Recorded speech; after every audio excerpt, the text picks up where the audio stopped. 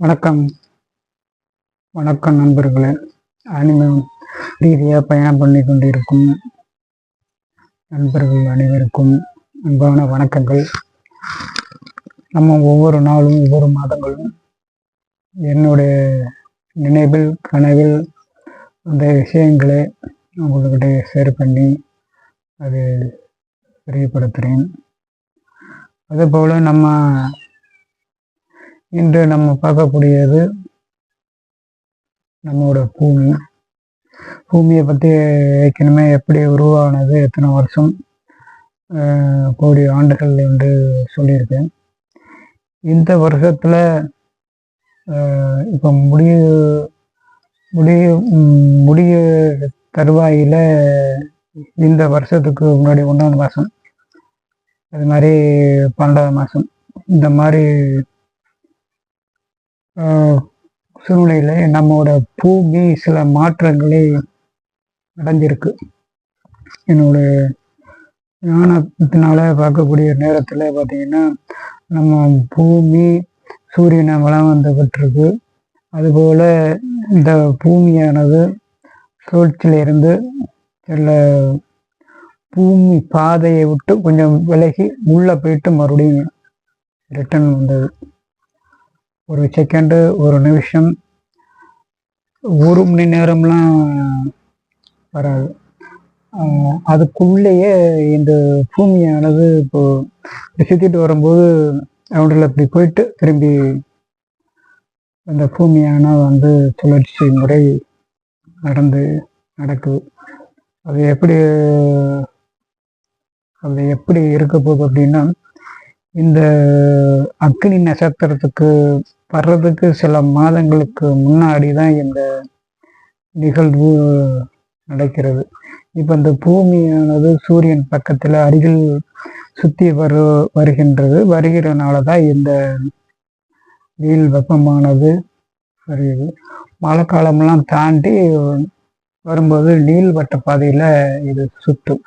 கூழ்முட்டை எப்படி சைஸு, அது மாதிரி இந்த பூமியோட சுழற்சி முறை இந்த மாதிரி சூரியனை சுற்றி வரும்போது இந்த நிகழ்வு மாற்றங்கள் மாறினது. அதனால தான் இந்த காலகட்டத்தில் சில இடங்கள்லாம் மழை பெய்யறதுக்கான காரணங்கள் இருக்குது.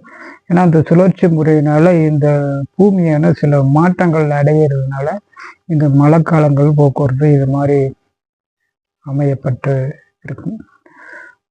அந்த மாதிரி ஒரு காட்சியே சில செகண்டில் எனக்கு அப்படி வந்துட்டு போனது.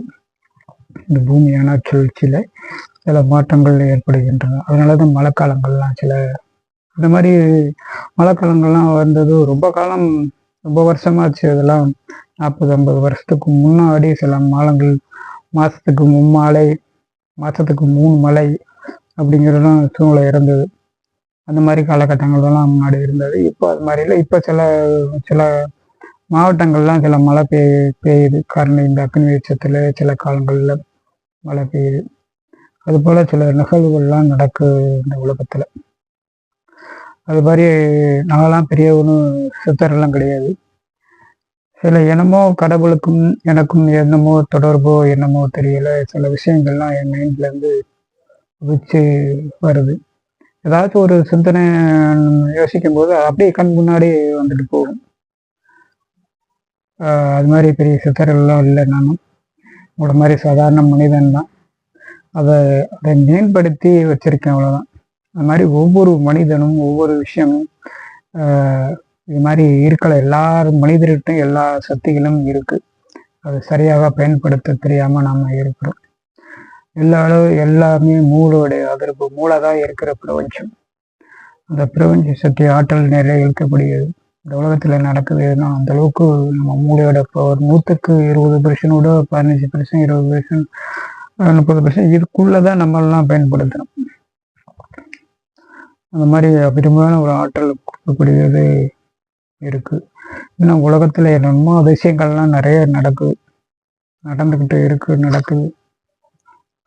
அது மாதிரி நிறைய விஷயங்கள்லாம் எனக்கு இன்னும் தெரிஞ்சது. நிறைய கோயில்கள் எல்லாம் போனோம்னா அங்கங்கே என்ன நடக்குதுன்னு கூட தெரியுது.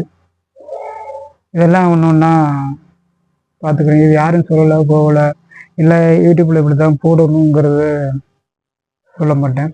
ஏன்னா அதனால் என்ன விளைவு வருங்கிறது எனக்கு தெரியும்.